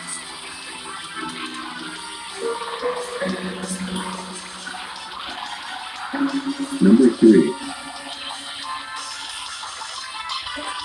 Tom Sawyer's Island is an artificial island in the Magic Kingdom surrounded by the rivers of America. Disney refers to the single artificial river as the Rivers of America because the waterway that surrounds Tom Sawyer Island is meant to represent several important rivers in American history. The island references Mark Twain characters with various structures and caves. The only way to get on and off the island is by a small wooden raft.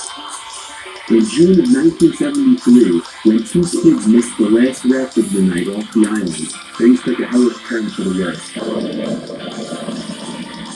18-year-old Bogdan Belarat and his 10-year-old brother were on Tom Sawyer's Island, and they didn't have intentions of leaving with the group on the rafts. Staying overnight on Tom Sawyer's Island seems like a thrilling idea, or at least only for a few hours, as staying on the island alone soon proved to be boring. So the 2 brothers decided to swim across the river without alerting anyone to their presence. A serious flaw in their plan was not considered until tragedy struck. The younger brother did not know how to swim, so his older brother attempted to carry him on his back while swimming to the shore. He made it only halfway across the river before giving out and falling below the surface.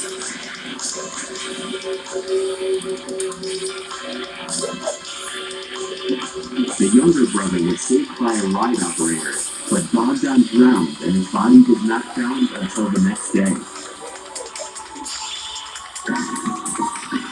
Hey, what's up, kid? Goku Black. Number 4. Disneyland's monorail is the quickest and best form of in-park transit, and having debuted in 1959, it's been around a long time. In fact, it actually opened just 4 years after the park's opening. Just 7 years after the monorail's opening, however, in 1966, a terrible, easily avoidable accident took the life of a high school student on his graduation night. The high school student was a 19-year-old senior named Thomas Guy Cleveland. Thomas was trying to sneak into the park by climbing onto the monorail tracks. 2 security guards spotted Thomas trying to climb up the tracks, and despite the constant warning yells telling him to get off and that there was a monorail coming, he either ignored or didn't hear them. He was subsequently struck and killed by a passing monorail.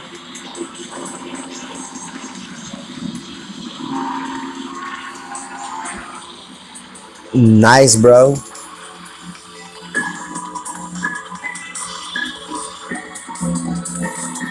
Number 5. The sailing ship Columbia attraction at Disneyland is a full-scale replica of a ship built in 1773 called the Columbia Reviva. The attraction allows guests Hey, Ali. freely around the massive replica as it sails around the sea. I'm just trying to do some boss rush. It's supposed to be one of the more calming and relaxing attractions at the park, which makes this accident just that much more tragic. This accident also marked the first time a visitor died at Disneyland without any personal faults. The accident had nothing whatsoever to do with the guests and everything to do with the ship. There was a rope fastened to a metal cleat on the hull of the ship when it was docked. As it turned out, the cleat was not strong enough to actually halt the ship's forward momentum. It was only strong enough to hold the ship in place while people got on and off. The problem was that the staff member responsible for docking the ship was never given the proper training for operating a boat. As the rope pulled against the cleat with the boat in motion, it tore loose and flew straight to the line of people waiting to get on the boat. The fleet struck 3 people, an employee and 2 visitors, killing a law enforcement race. and severely disfiguring his wife.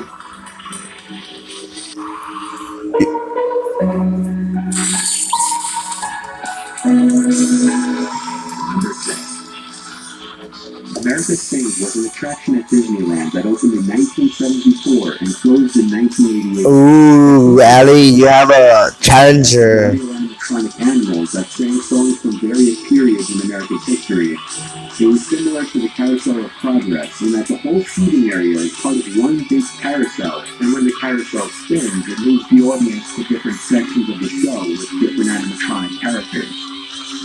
In 1974, the first year of operation for the show/ride, an employee was killed while working the attraction. Deborah Stone, who was only 18 years old, was a hostess at the time, and her job was to greet each guest who entered the attraction. She had just recently started working at Disneyland in order to help pay for her college tuition. After ushering a new group of people into the ride, she got too close to the theater wall as it began to move. The moving wall started to crush Deborah against the stationary section of the stage.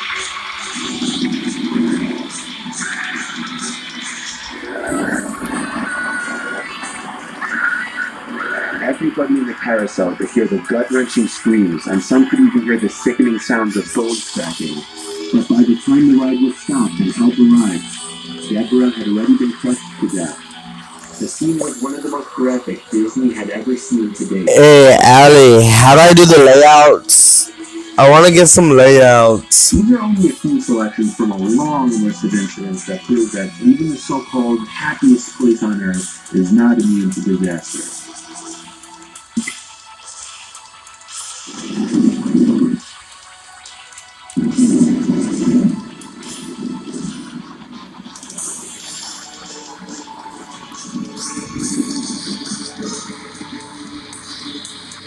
Number 8. Dead of Night. Dead of Night was an attraction on Long Island, which had one of the most horrifying haunt openings many had ever seen. Everyone waited in line, listening to the common "We are here for your protection" recording. Everything will be okay. You are safe. We are here to protect you and care for you. We love you. Nothing is you. All is well. Which was interrupted at intervals by an air raid siren and moaning gas masks and suits, who each grabbed an unsuspecting patron and dragged them into the haunts. However, you'd be lucky if you were dragged in. Some people were zipped into body bags, and some were thrown over actors' shoulders and carried inside. The haunts opened with this very strong abduction scenario. Then the focus shifted to humiliation, which included the smearing of strange substances on patrons' faces, and even hitting people in the face with large and painfully heavy objects, going as far as fake genitalia. Dead of Night has been discontinued from the Chamber of Horrors this past year. Number 7. Stairhouse The Basement. The basement at Stairhouse is an intense, immersive, and interactive experience inside a nearly 100-year-old historic and apparently actually haunted building. You may enter in pairs or alone, though odds are not many people will be entering this place alone. The actors in this haunted house are incredibly convincing, and there's a lot of improvisation and dialogue as you make your way through each scene of your own personal horror movie. It's not possible to make it from start to end without coming into contact and having to deal with the actors playing with you for a while. There is extreme physical contact, sexual undertones, real electric shock, religious themes, and much more. Like most on this list, you must sign a waiver before entering. The basement can get so disturbing that the attraction responsibly has a safe word to yell out if a patron happens to feel violated or too uncomfortable.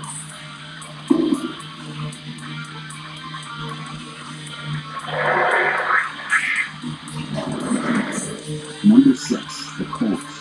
The Cult was an attraction located in North Conway, New Hampshire. The Cult has been called the ultimate in terror, only for the die-hard fans of true horror, for those who want a true experience of real-life terror to test their fears.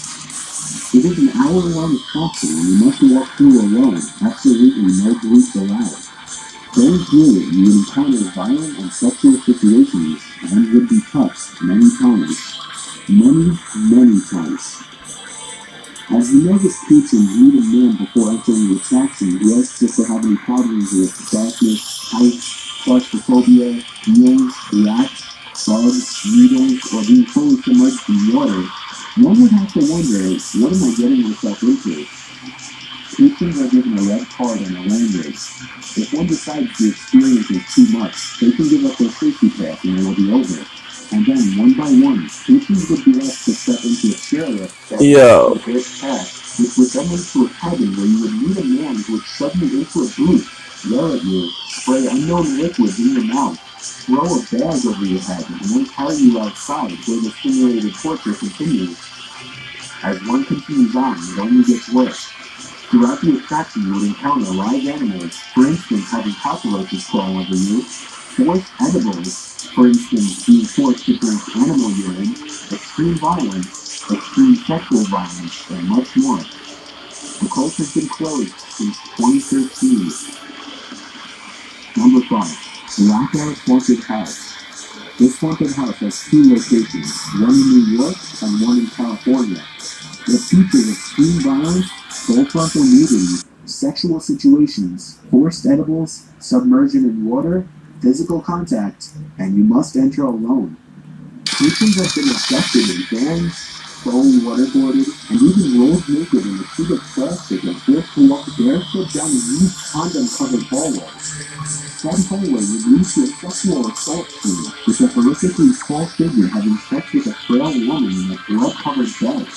As a patron would pass, the tall man would stand up, exposing his nude body, and then make physical contact with the patron.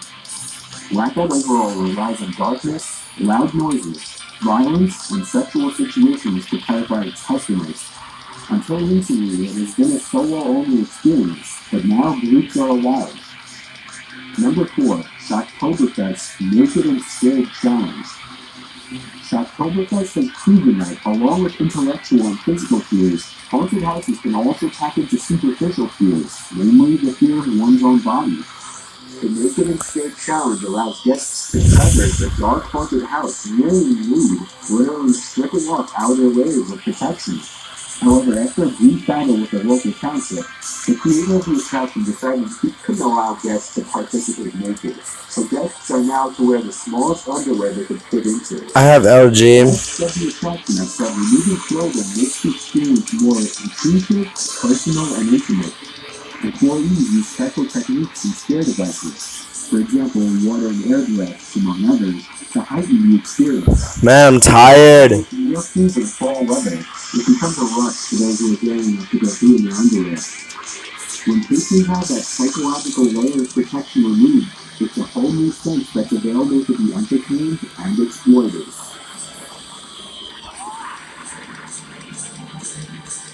Number 3. Frequent Bros Victim Experience 3. This Las Vegas attraction features partial nudity, submersion in water, electric shock, and extreme physical contact. The victim experience is incredibly intense, and you must go through it alone. Patrons will experience extreme physical contact, light torture, simulated drowning, and more.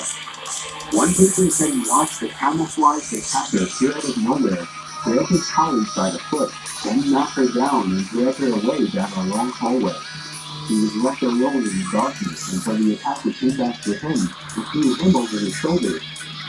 Patrons will experience real electric shock, as well as the feeling of near drowning as they are submerged underwater. As the title of the attraction suggests, once you enter, you are a victim. You will experience pain, you will be tied up, and they may be carried or thrown. Two three brothers actually run 3 haunted houses every year: House of Vampire, Circus of Horrors, and Gates of Hell. The Gates of Hell became one of the first haunted houses in the country to be R-rated due to graphic content and the requirement of patrons to be over 18 and sign a waiver. The victim experience takes place in the Gates of Hell, and it's similar to what it would be believed to be like to die and actually go to hell. Without giving too much away, victims are put in several scenes where they're touched, forced to get down on their knees, and then subjected to things that anyone would find shocking. Number 2, the Raven's Nest. One of the lesser known extreme haunted houses, the Raven's Nest has been closed since 2009. It had been closed after it was deemed as too extreme by the town. The Raven's Nest featured actors who were placing deep strain on the patrons, as well as other humiliating methods of torture.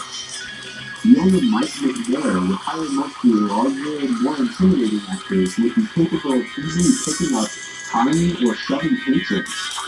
Visitors would also be pitched to the floor and forced to do things like lick the ground, eat disgusting foods and liquids off the floor, and even have actors stick their fingers down patrons' throats to induce vomiting. The attraction also played with claustrophobia, having patrons crawl through air vents filled with real cockroaches and spiders, as well as constant tight and cramped rooms and pathways. There was no safe word, which may have been a small factor in the eventual closing of the Raven's Nest. Alright, once I finish this, I get a little step. This extreme one tops this list because it can use scare tactics that are off limits to professional attractions. It also can't be said that what goes on in this place is safe.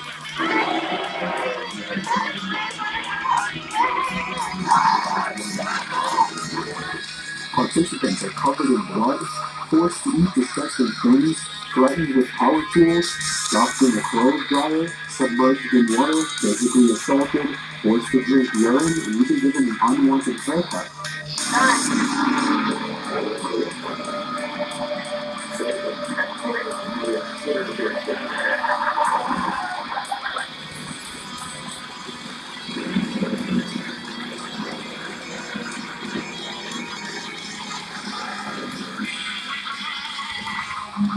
Participants often leave covered in blood, commonly their own, and so far nobody has made it through to the end. There is no safe word, and they only pull the plug when medically necessary. This house plays with people's fears of claustrophobia, with tight spaces in corridors, people's fears of spiders, with restrained victims having up to or even more than 4 tarantulas crawling over their faces, people's fears of clowns, and just about anything else you could think of. Perhaps one of the more shocking parts is that the experience goes on for about 5 to 8 hours, maybe hence why nobody's made it through the end yet. The McKinney Manor House is for extreme horror lovers only, who wish to experience what true terror or gross-out torture feels like. But apparently there are a lot of people who wish to experience it, as there's a waiting list of more than 17,000.